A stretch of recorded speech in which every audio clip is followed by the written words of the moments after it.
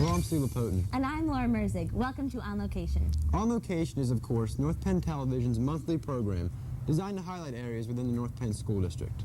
Today we'll be taking a look at the recent craft show at the high school, talk to two students who participated in the Pennsylvania Governor's School this past summer, and learn about a new program at the newly named North Monco Technical Career Center. We will also be visiting a practice of the Penndale Middle School Marching Band, and later I will be talking to Superintendent Dr. Alan Elko about his past few years with the North Penn School District. But first, let's go to On Location reporter Zach Siswick, who recently talked with Dave Kelly, supervisor of custodial maintenance at the high school, about his part in making North Penn High School a great place to learn. How would you like getting a call at 2 a.m. telling you a pipe has burst, the boiler has shut down, and there's no heat at the high school? Well, for Dave Kelly, the custodial maintenance supervisor at the North Penn High School, he's had to deal with that problem and many more since he started in 1990. Employed at Control Data in Valley Forge, he worked for 2 years as a field service engineer and 21 years as an engineering technician before joining North Penn's maintenance crew. In the maintenance custodial department, there are a total of 23 people working around the clock, Monday through Saturday, who keep the high school running smoothly. In the summertime, it's cool. In the wintertime, it's warm. It's a clean atmosphere. We have enough lighting, enough fresh air. Mainly, we have to make sure the building is safe and sound for the staff and the students. A breakdown of the maintenance staff includes 1 electrician, 2 utility mechanics who fix anything from broken doors, ventilation equipment and lighting, to broken desks and other instructional equipment. There is a receiver who accepts and sends out all items coming in and out of the high school, and there are 19 people who keep the school looking great on the inside and out. Dave and his crew have a difficult job. Not only do they keep the place nice and clean, but they also keep one of the largest buildings in the area, comfortable and safe for the faculty and students of the high school. Dave feels that he provides a service organization and that he and his crew respond very quickly to teachers' problems. The heart of the building is the boiler room. And, everybody just takes for granted they come in the door and it's nice and cool or it's nice and warm. And how's that happening? Well, I get here about 5:45 in the morning and I go through my system here to make sure that we have all the air handlers on, that the boilers are running. And it's not automatic. Most people may take for granted the comfortable temperatures when they come in the morning, but there is more to keeping everyone cozy than just setting a thermostat like you or I may have at home. With a recent upgrade of a new boiler, chiller, and a computer program that runs the systems, things have been more efficient. It's very easy to use. The other system, you had to write programs and programs to try to get it to do something, to turn on an air handler. Now all you do is you just click on it, and you click on the name, and you can turn it right on or turn it right off. In the future, Dave will be able to access the computer from home, where he can monitor the whole system and make changes if necessary. As you can see, there is much more to the custodial maintenance staff than just keeping the place clean. It takes many skilled technicians, a dedicated crew, and an effective leader to keep this building running smoothly. And the North Penn School District can be proud of this staff who keep the school in tip-top shape and keep it running safely and efficiently.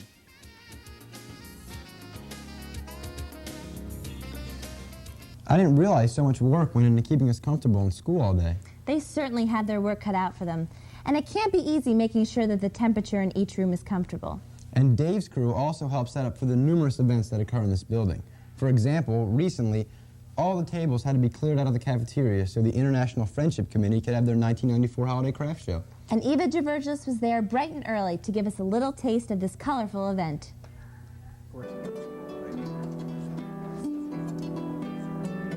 With the holiday season just around the corner, the North Penn Holiday Craft Market gave craft enthusiasts a chance to pick up the perfect gift.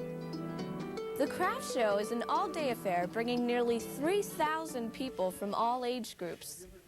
This is the 8th year for the Fall Craft Market and the 11th year for the Spring Craft Show. The fundraiser is run by the International Friendship Committee, and it benefits the exchange student program. Proceeds are used for scholarships and grants for North Penn students traveling abroad and exchange students arriving from other countries. If you are a student interested in being involved with the exchange student program, you can talk to Tom Lemon or Carolyn Murphy at the high school. For North Penn Television, I'm Eva DeVirtulis. Back to you, Stu and Laura.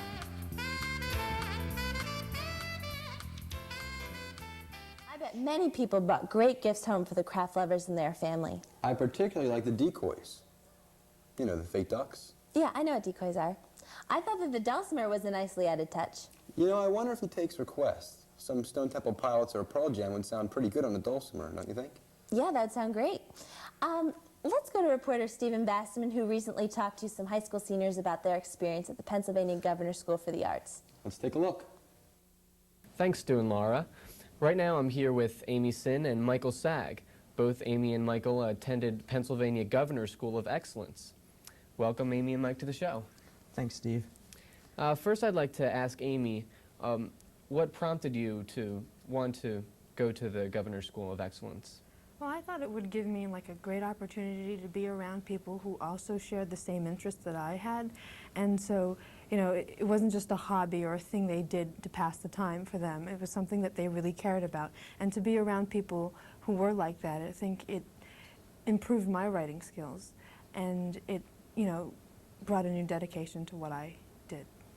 Did you get a chance to read other works by other students there? Yeah, we had a critique session, a workshop, which was very helpful because I had people who knew what they were talking about looking at my poetry and, you know, saying, well, you could add this, or I like this, or keep this, and, you know, that really improved my writing styles.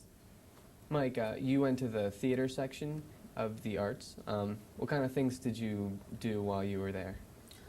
Well, the program was divided into a morning session and an afternoon session. In the morning session, it was divided among 3 classes that we had. The first class was an improvisation class, the second was acting, and the third was a movement. The way they worked the program is you had your classes in the morning, and then in your afternoon, you'd rehearse for one of the 2 shows that we did over the summer. What kind of shows did you get into in the program? The first set of shows we did were sort of, they took the 3 morning classes, divided the group up, and performed relating to that class. I was in the improvisation performance group, and they did a performance from each of the groups. The movement people were strictly movement. They had barely any voice, no acting, and it was all plotted out ahead of time, whereas the acting group based it on a script, and the improv, we just made it up as we went along. Well, it sounds like the program has a lot to offer. What was the selection process like to get into the school? It started out with a videotaped audition piece for the theater, and then at the semi-final level it moved on to a live audition and an improv session with the judges. From there they decided who was going to get in. Amy, while you attended the school for creative writing, what kind of things did you do while you were there? Well, like Mike, my workshops were divided into a morning session and an afternoon session. The morning session, we were given a period of time where we were just allowed to write. We could go anywhere throughout the campus and just, you know, write into our journals, or if we were inspired, we could write a poem or do something like that. So we were given a lot of time to write. And then afterwards, we would come back and the teacher, it would be much like an English classroom where we would look at somebody else's poems and examine that and look at the symbolism and the metaphors used in the different techniques. In the afternoon session, like I said before, we had workshops, critique sessions, which were very helpful because we were allowed to look at each other's writings and learn from each other's writing styles. Amy, what was your favorite part of the whole experience? I think it was the way it broadened my view of the arts. I mean, for example, I had never before listened to classical music played live, and I'd never seen a ballet before, and I don't think I've ever seen a serious theater department put on a play that was so good. And so it broadened my view of the different components of the arts, and I think I really, you know, looked at myself as more than just a creative writer, but as an artist in the broader sense. Of course, except for North Penn's excellent theater program. Mike, what was your favorite part of the whole experience? I liked how it brought many people from across the state together to one place to share their experiences. People were brought from across. There were theater students from Philadelphia, Pittsburgh, Harrisburg, and even some from Erie, which is where we were. And everybody came together and had an open mind, and everybody did their art and just had fun. It sounds like it. Yeah. What reasons should someone consider going to a governor's school of this sort? If you've gotten to a point where it's time to move on to the next level, for instance, if you've gone through some of the science classes at the high school and you like science a lot and you want to go beyond that, you might think about the Governor's School for Science. I went to the theater Governor's School because I just like theater so much. There was nothing left to do. I mean, you do so many plays, you play so many roles, and then you go for better education. And hopefully the next level after Governor's School is going to be college. Amy, why did you think this was a great opportunity for you? Well, I think because the program is so intense and the people there were so dedicated that you were forced to look at yourself and think, you know, do I want to do this for the rest of my life? Do I want to put that much into my art or what I want to do?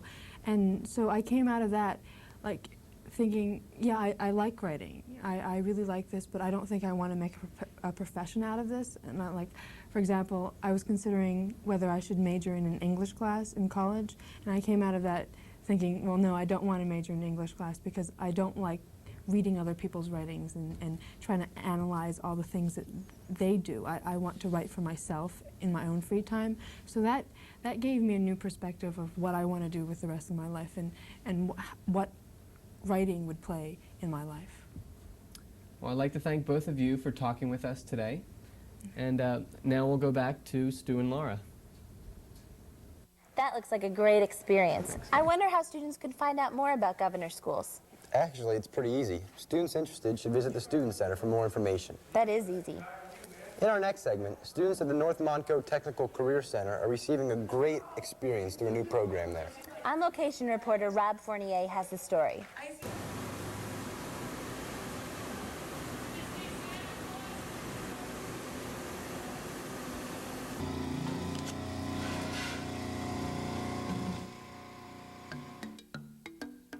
Everyone knows that students of the North Montco Technical Career Center receive a great practical experience at the school on Sumneytown Pike in Lansdale. But not many people have heard of a great new program that allows North Montco students to receive important hands-on training while on the job.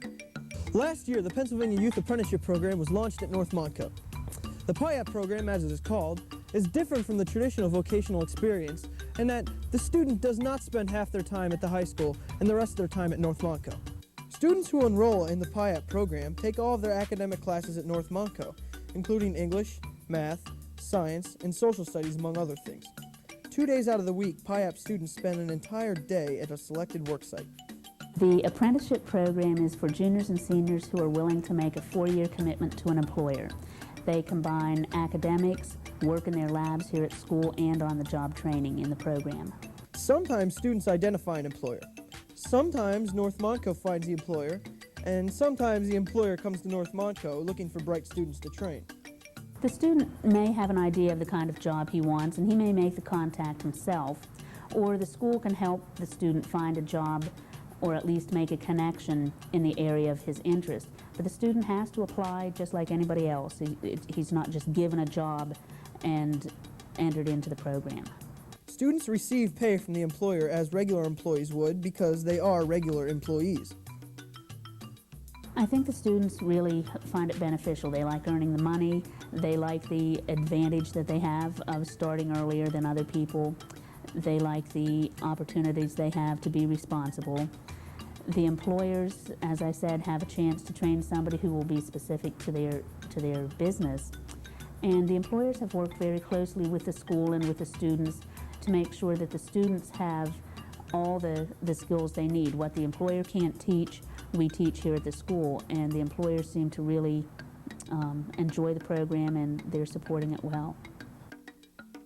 Since students are real employees, the work they perform is more than just a learning experience. It is pure practical experience that they can put on a resume. I took 2 years of residential electric, and that's kind of what I wanted to do. You know, that's the only thing I ever experienced with it. And then my buddy got me this job, and I tried it out, and I like it. I've been here for about a little over a year now, and what I've been doing is going around to each section of the shop to understand how each section works. During the summer, I stayed pretty much in one shop because I work full-time. And now for about the last 3 months, I've been running CNC machines. And that's a lot of the guys here are great. They've been training me and learning a lot. In the future, I'd like to plan to go to Penn State Ogons for mechanical engineering technology, which looks like a pretty good field right now. I'm in the food preparation class, and what we do there is we learn the basics of food preparation, how to hold a knife, and then we move on to more advanced skills, sauces, regular foods, just how to prepare main dishes and side dishes and desserts. I'm glad to be in this program. It gives me a lot of experience and to let me know what it's going to be like when I get out there in the workforce. Career goals, I'm basically thinking of going to a culinary school in New York called the Culinary Institute of America and stay there for my food areas, and then once I graduate from there, I'm going to stay there and I'm going to move on and get my bachelor's degree in restaurant management. Since its inception, the PIAP program has more than doubled its enrollment in just 2 years. It seems to be a popular program, and you can see why. PIAP is one of the systems by which we train our technicians, our craftsmen, to be able to compete ultimately on a global economy. Because the boundaries are gone now. I mean, we're now competing with them all over the place. And I think it's exciting for the students because they get to actually be doing. Some of them aren't going to learn just by sitting in a classroom and being lectured to. They get hands-on experience here, and that helps them relate what they learn to their lives better. Why spend time in the classroom when you can actually be out on the workforce, gaining practical experience that gives you a head start in the ever-shrinking job market?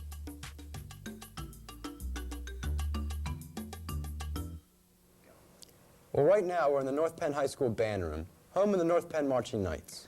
On these walls are pictures and awards that show a long tradition of hard work and determination. But actually, that tradition doesn't start in this room. It starts at a much earlier level. One of the steps of this long tradition is the middle school level with 9th grade. Reporter Joel Brown had the opportunity to check out where marching in the North Penn School District all begins.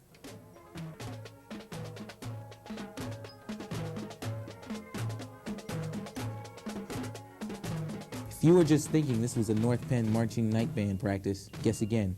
Actually, what you are seeing is a practice for the Penndale Middle School Marching Band. The Penndale Middle School Marching Band, formerly the North Penn Junior High School Marching Band, consists of 150 members, 100 of which are from the Penfield and Penndale Color Guards. Under the direction of Don Klein, they continue the ongoing tradition of marching in local parades where they sometimes compete. We usually do the Hatfield Halloween Parade, and we do the Mardi Gras Parade, and we do a parade in Souderton. Sometimes we go out where the high school goes to New Holland. And basically any time we're asked to do a parade, we do it if we can. Don Klein is no stranger to the Lansdale JC's Mardi Gras Parade. Performing as either teacher or student, he's put in time with this parade for years. It's always a good time. This is personally my 24th parade as a teacher, and then I marched in it myself as a student, so I guess it's probably about my 28th parade. So. In addition to parading, the Penndale Middle School Marching Band has added a little something different this year by marching their own mini-field show. This mini-field show is performed by 2 Spanish selections, España and Conquesta, both by David Schaefer, and the song Battlestar by Robert Smith. The drill design for the show was written by Jeff McCoach. The Penndale Middle School Marching Band performed their mini-field show in the exhibition at the Cavalcade of Bands Championship in Hershey, Pennsylvania, and at the Night with the Knights Command performance here in our own Crawford Stadium. With this added piece to the performances of bands comes more practice, The students practice during their band periods and also on Saturdays to help them prepare for their field show. The practices during school are about 45 minutes long. For most kids, 4 times a week. And then we had been having practices this season on Saturdays for 3-hour practices or 4-hour practices. The Penndale Middle School Marching Band sets the basis for students who wish to march in their high school marching nights. When asked whether they would want to continue into the high school marching band, the answers vary. I'd love to do it in high school. Yes. Yeah. No. Yeah. You're planning on joining the marching nights? Marching nights, yeah. I'd love that. Whether the students move on to the marching nights or not, students all seem to enjoy this musical experience. Programs such as the band are just some of the things that Superintendent Dr. Alan Elko said he would miss about North Penn. I had a chance to talk to Dr. Elko about just that and his tenure here at the North Penn School District. Dr. Elko, could you tell us about your background before becoming superintendent at North Penn? Sure, Stuart. 1971, I began my career in education and actually began as a teacher aide working with handicapped students while I was working toward my master's degree in special education. And then in 1972, I became a special education teacher. From there, a school psychologist, a supervisor of special education, an assistant principal, a principal. Then in 1985, I came to the North Penn School District as Director of Pupil Services. And in 1990, I was made the acting superintendent in the school district. And in 1991, was made the permanent superintendent. So I've been superintendent here for 4.5 years. Along the way, I earned my master's degree, and then in '78, I earned my doctorate in education. So I've had a very busy career. Yeah, it sounds like it. What would you consider some of your short and long-term goals? Well, when I became the superintendent of North Penn School District, the school district had just seen a 22% tax increase. And I knew that as superintendent, one of my important goals would be to manage the finances in the school district in a more conservative way. And I think I've been able to accomplish that over the last 4 years.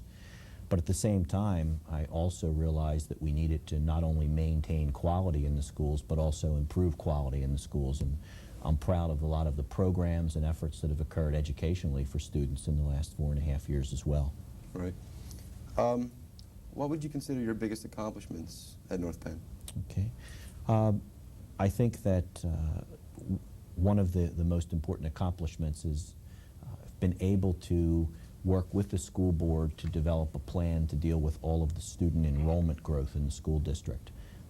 In the time that I've been the superintendent, we've grown by almost a couple thousand students, and I think that we have been able to do a number of things so that classrooms haven't been crowded.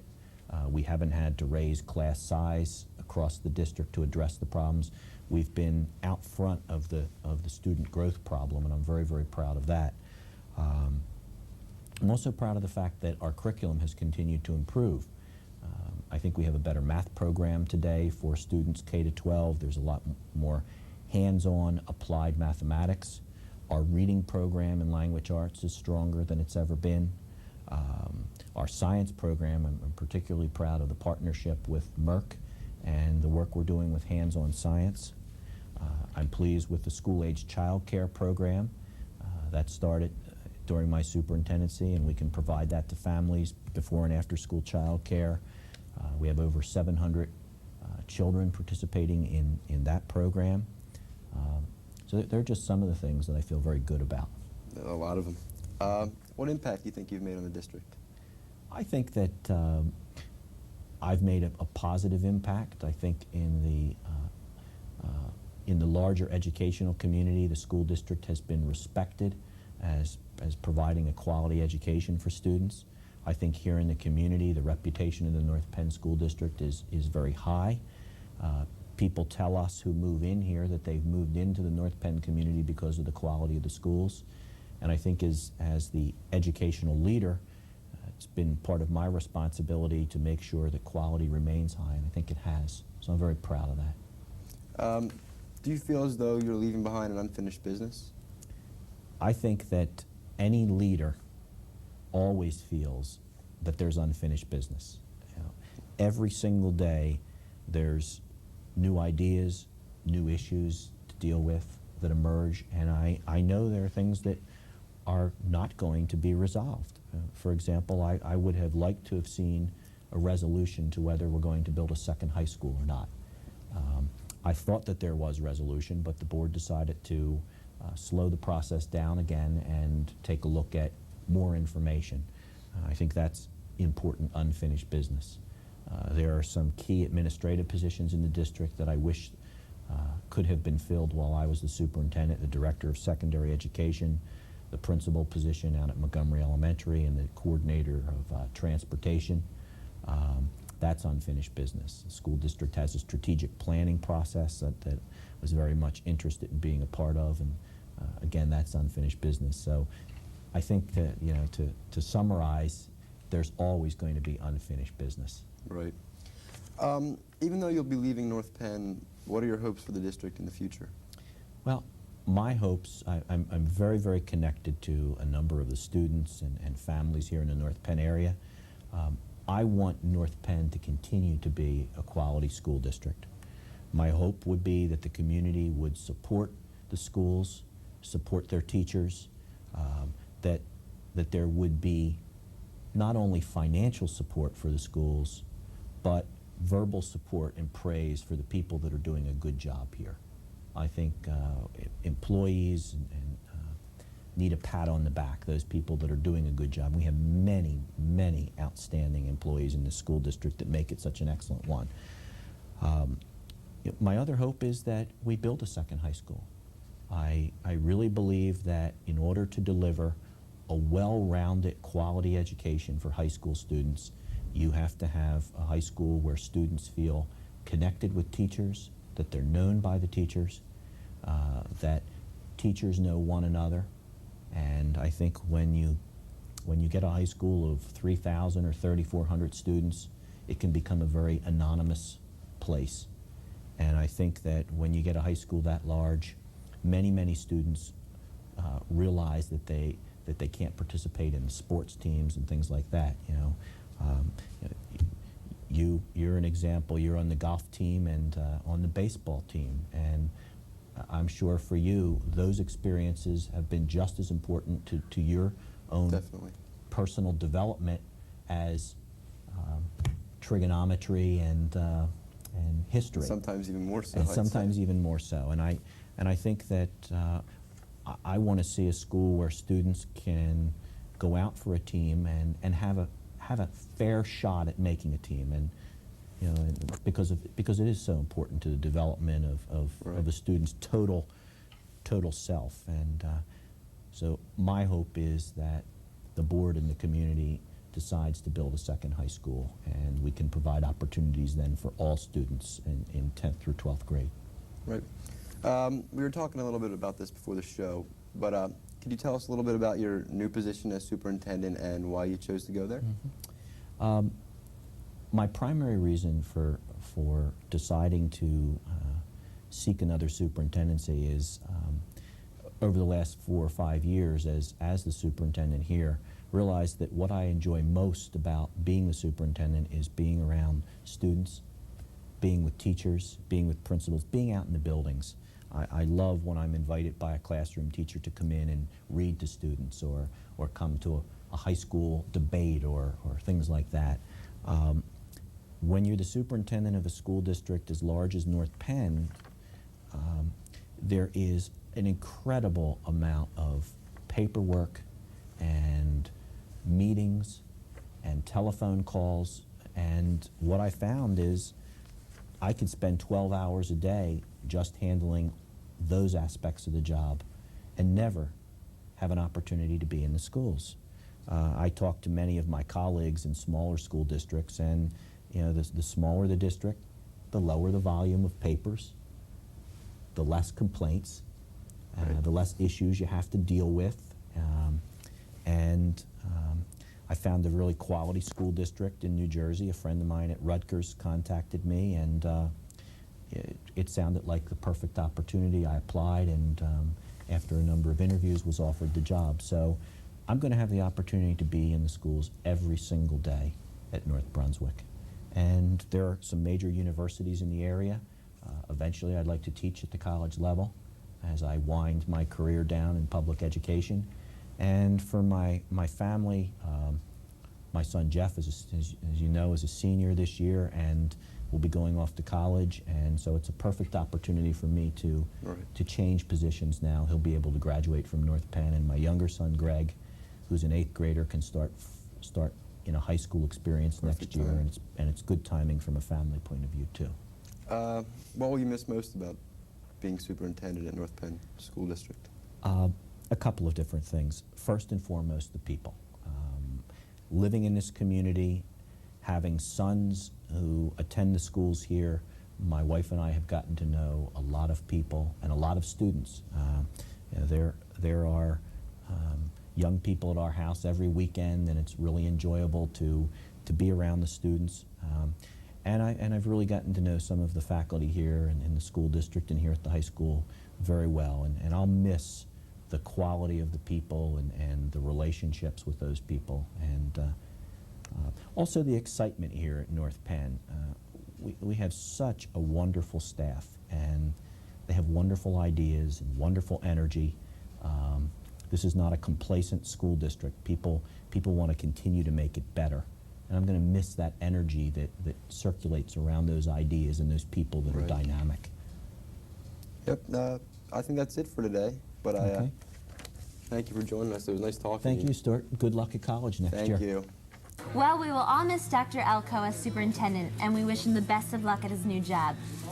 Hey, Stu, were you nervous when you interviewed Dr. Elko? What, are you kidding me? Dr. Elko and I? Like this. Well, that's it for this edition of On Location. We hope you enjoyed your time with us today. Join us again. Until next time, I'm Stu Lapotin. And I'm Laura Merzig. We'll see you next time when we go On Location.